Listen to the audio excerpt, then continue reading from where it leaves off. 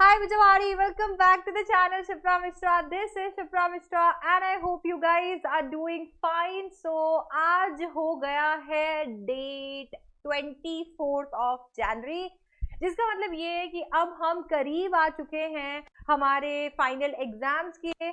मतलब आज से ठीक एक महीने बाद 24 फरवरी को आप पेपर लिखकर आ चुके होंगे और बहुत अच्छा आपका पेपर हो चुका होगा और हम लोग अभी सेलिब्रेट कर रहे होंगे।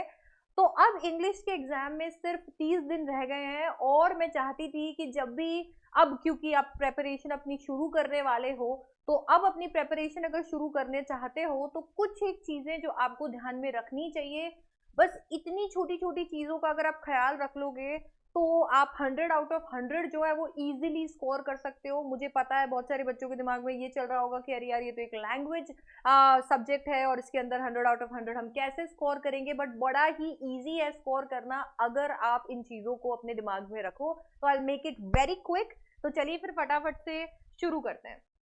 यार सबसे पहला point has to be my favourite and that is you should not skip reading comprehension.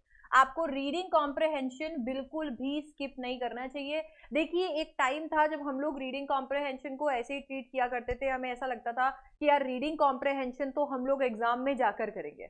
हमें ऐसा लगता था कि यार क्या हो गया, मतलब ना अभी तो केवल और केवल लिटरेचर करनी है और एग्जाम में जैसे ही अनसीन पैसेज आएगा उस अनसीन पैसेज में से पढ़ के और हाथों हाथ आंसर दे देंगे। उस वक्त रीडिंग कॉम्प्रहेंशन पैसेजेस भी शायद इतने ज्यादा डिफिकल्ट नहीं आते होंगे, बट अगर अभी भी आपको ऐसा लग रहा है तो एक बार अपने सैंपल पेपर का रीडिंग कॉम्प्रहेंशन पैसेज सॉल्व करके देखना। आपका ये भ्रम जो है वो टूट जाएगा, आपको अंदाजा लग जाएगा कि किस लेवल के क्वेश्चंस रीडिंग कॉम्प्रहेंशन पैसेज में आ सकते हैं। जैसे ही वो भ्रम टूट जाए आपका, रीडिंग कॉम्प्रहेंशन की प्रैक्टिस करना शुरू कर देना। रीडिंग कॉम्प्रहेंशन को लाइटली नहीं लेना है, नहीं तो ये आपको लाइटली ले लेता है। ऑल राइट, नेक्स्ट और बहुत ही इंपॉर्टेंट पॉइंट जो बहुत सारे बच्चे जो है वो मिस कर देते हैं, क्योंकि मैं बोलती रहती हूँ हमेशा कि यार सारे लोगों ने प्रीवियस ईयर क्वेश्चंस को इतना हाइप कर दिया है, सब लोगों ने मिलके इतना हाइप कर दिया है कि बच्चा 10-10 सालों के, 15-15 सालों के प्रीवियस ईयर क्वेश्चंस लेकर बैठ जाता है। यार मुझे नहीं पता कितने हद तक कितने सब्जेक्ट्स के अंदर वो रेलेवेंट है, पर वो इंग्लिश में तो बिल्कुल रेलेवेंट नहीं है। आज से 10 साल पुराना अगर आप पेपर लेकर बैठोगे, अगर आप 10 साल के पेपर करने बैठोगे, देर आर चांसेस कि कुछ एक ऐसे पॉइंट्स होंगे जो इररेलेवेंट हो चुके होंगे, कुछ ऐसे चैप्टर्स होंगे जो आपके आ नहीं रहे हैं, कुछ ऐसे राइटिंग स्किल में कॉन्सेप्ट है जो आपके आ नहीं रहे हैं। रीडिंग कॉम्प्रहेंशन का लेवल उस टाइम बहुत पुराना था, एक बहुत इजी था, अभी लेवल बहुत ज्यादा बढ़ गया है। लेवल में इतना ज्यादा चेंज है, पेपर पैटर्न में इतना ज्यादा चेंज है, 10 साल के पेपर करने का मतलब ही नहीं है। तो अगर आप प्रीवियस ईयर क्वेश्चंस करना चाहते हैं तो प्रीवियस ईयर क्वेश्चंस वही प्रैक्टिस कीजिए जो आपके लिए रेलेवेंट है, जो अभी आपके जो पेपर पैटर्न है उससे मिलते जुलते हैं। जिसके लिए मैं आपको सजेस्ट करूंगी कि आप 2020 का सैंपल पेपर कर सकते हैं, 2021 का टर्म 1 का सैंपल पेपर, टर्म 2 का सैंपल पेपर, टर्म 1 का क्वेश्चन पेपर, टर्म 2 का क्वेश्चन पेपर एंड 2022 का सैंपल पेपर भी आप कर सकते हैं। अगर प्रीवियस ईयर क्वेश्चंस भी आपने प्रैक्टिस कर लिए तो आपका काम हो जाएगा, बिकॉज यू एग्जैक्टली नो कि सीबीएसई का स्टैंडर्ड क्या है और आपको किसके लिए प्रिपेयर करना है। ऑल राइट, नेक्स्ट आपका सबसे इंपॉर्टेंट पॉइंट, यार इंग्लिश में अब आप जागे हो। बहुत सारे बच्चे हैं जिन्होंने शायद साल भर इंग्लिश को टच नहीं किया है और अब जाकर उन्हें ऐसा लग रहा है कि अब मुझे इंग्लिश करनी चाहिए, चलो अभी एकदम से फुल टू एनर्जी के साथ में इंग्लिश करना शुरू करते हैं, एनसीईआरटी खोल लेते हैं और फटाक से एकदम चुक चुक चुक चुक पूरी एनसीईआरटी रीड कर लेते हैं। यार रीड करनी है एनसीईआरटी, बहुत अच्छी बात है, बहुत नेकी का काम कर रहे हो, तुम अपने ऊपर दया दिखा रहे हो, बहुत अच्छी चीज है, बट खुद से बैठकर एनसीईआरटी मत करने लग जाना, क्योंकि अभी टाइम नहीं है, प्रेशर बहुत ज्यादा आएगा। खुद से बैठकर एनसीईआरटी करोगे गलत इंटरप्रिटेशन फॉर्म कर सकते हो सकता है बहुत सारे वर्ड्स को स्किप करते हुए चलो, ठीक है, बहुत सारी चीजें, बहुत सारा थीम, कैरेक्टर्स, ये सब स्किप हो जाएं। तो कोशिश कीजिए कि जब आप एनसीईआरटी कर रहे हैं तो आप साथ में मेरे वन शॉट्स चला सकते हैं, जहां पर आपको सारे का सारा एनसीईआरटी जो है वो कवर्ड मिलेगा। तो एक हाथ पे अगर आप एनसीईआरटी पढ़े जा रहे हैं तो एक हाथ पे वो वन शॉट चलाते रहिए, जिसकी मदद से आपको ऐसा लगेगा जैसे मैं आपके सामने बैठकर ही आपको पढ़ा रही हूँ, तो आप अकेले नहीं हो पढ़ने के लिए, तो आपके इंटरप्रिटेशंस भी इधर उधर नहीं झूलेंगे एंड यूल एग्जैक्टली नो कि किस वर्ड का, किस लाइन का, किस कैरेक्टर का क्या मतलब है।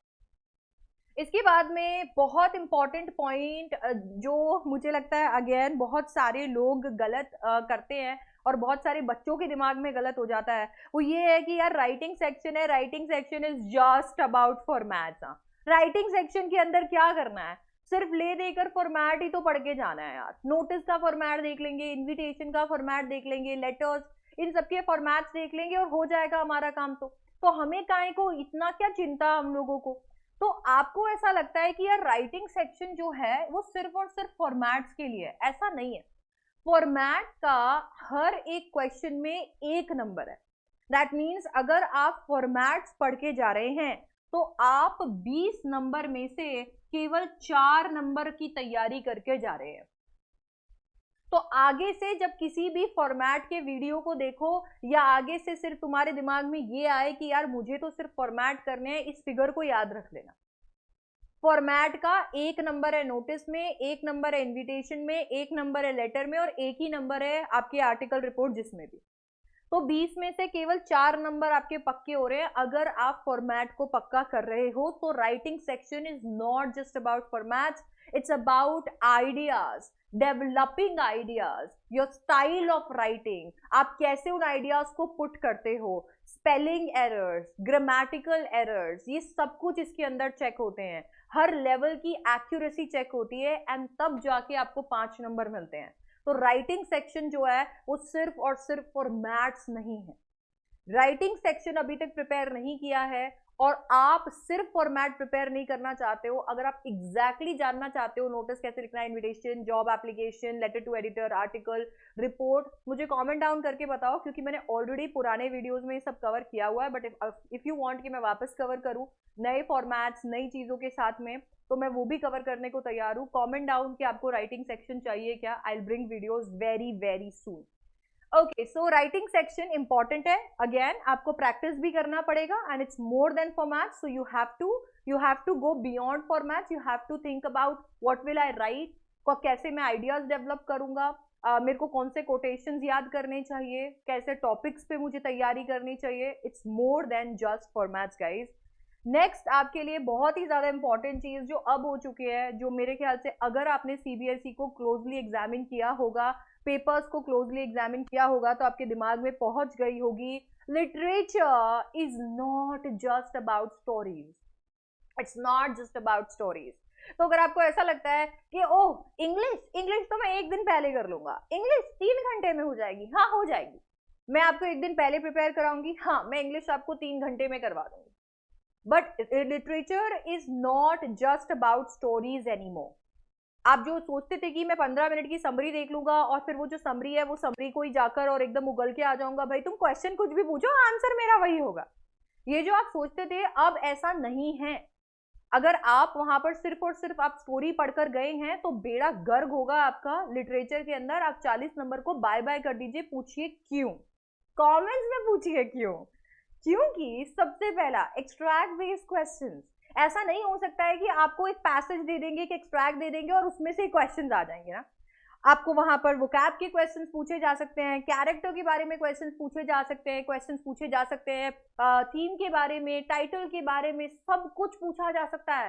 एंड अगर आप अभी रिसेंट सैंपल पेपर को देखोगे, थीम से भरा हुआ है सैंपल पेपर, थीम से भरा हुआ है। आपको थीम से इतने सारे क्वेश्चंस वहां पर पूछे जा रहे हैं एंड कैरेक्टर से, टाइटल से, ऑथर्स कैरेक्टर के रिलेशन से पैरेलल्स ड्रॉ किए जा रहे हैं। So let me make it very clear to you, अगर अभी तक तुम्हारी आंखें नहीं खुली है इंग्लिश में और तुम्हें लग रहा है कि तुम समरियां देखकर चले जाओगे, you need to wake up, उठ जाओ, क्योंकि स्टोरीज सब कुछ नहीं है। इनफैक्ट अगर तुम स्टोरी ना करके अगर तुम थीम भी कर जाते हो तो भी तुम्हें थीम बचा लेगा। सोचो, स्टोरी इतनी ज्यादा अभी ऐसा हो गया है। हाँ, you should know story because of course उसी से थीम, कैरेक्टर सब कुछ रिलेटेड होते हैं। Knowing story is a thing of course. ऐसा नहीं है कि थीम कर लेता हूँ, कैरेक्टर कर लेता हूँ, टाइटल कर लेता हूँ, मैम ने कहा है कि स्टोरी इतनी इंपॉर्टेंट नहीं है तो स्टोरी से नहीं, वो नहीं है।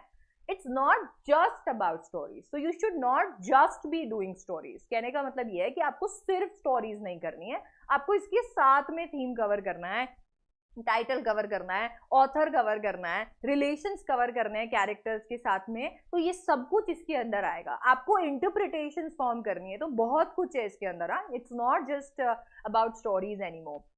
Last and my favourite is mock papers equals to time management. So जिस तरीके से हम इस चैनल पे पढ़ते हैं, और मैं हमेशा बोलती रहती हूँ एंड टच वुड अभी तक होता आया है, आप जैसे ही, अगर आप मेरे साथ कनेक्टेड हैं, आप जैसे ही पेपर को देखेंगे, आपके चेहरे पे एक मुस्कान आने वाली है एंड यू विल फील अरे वाह, ये तो मेरे को सब कुछ आता है, मुझे रीडिंग सेक्शन आता है, राइटिंग सेक्शन आता है, लिटरेचर बहुत अच्छे से आता है। आपको शायद हो सकता है जरूरत से ज्यादा आएगा, and that is the problem, क्योंकि अगर आपको जरूरत से ज्यादा आएगा तो ये भी लिख लेता हूँ, वो भी लिख लेता हूँ, ये भी कर लेता हूँ, वो भी कर लेता हूँ, और उससे आपका टाइम जो एकदम हाथ से चला जाएगा। तो मुझे लगता है जो बेस्ट चीज आप यहाँ पर कर सकते हो इंग्लिश में, वो ये है कि सिर्फ और सिर्फ कंज्यूम मत करो, कोशिश करो कि जितना आपने पढ़ा है आप उसको मॉक पेपर्स के थ्रू प्रैक्टिस करो, क्योंकि ना तो सिर्फ इससे आपको एक साथ क्वेश्चंस आते हैं तो उन्हें कैसे टैकल करते हैं वो आएगा, बट इसके साथ साथ में आपको ये भी पता चल जाएगा कि यार मेरे को कितना टाइम लगता है। एंड मेक श्योर कि आप अपने पूरे मॉक पेपर को एक सिटिंग के अंदर 3 घंटे में कंप्लीट करो।